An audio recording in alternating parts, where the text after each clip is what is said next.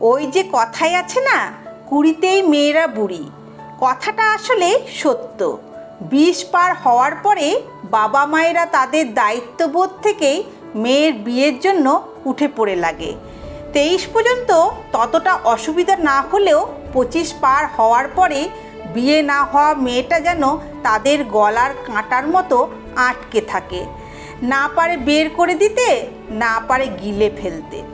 শুধু ছেলেরাই টিউশনি পড়িয়ে নিজের স্যান্ডেল ক্ষয় করে না, মেয়েরাও করে।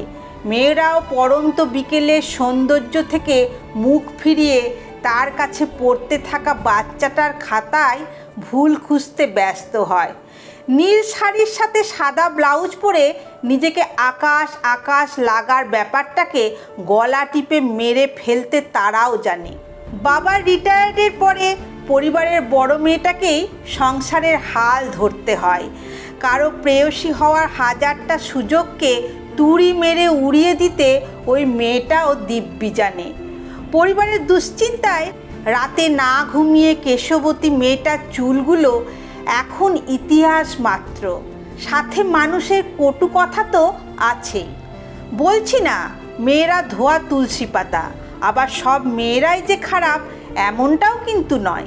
তাই সবাইকে এক চোখে দেখাটা বোকামো ছাড়া আর কিছুই না। মেয়েরাও স্যাক্রিফাইস করতে জানে। চারপাশে কিছুটা চোখ বুলিয়ে দেখলেই সেটা নিখুঁতভাবে এমনিতেই খুঁজে পাওয়া যায়।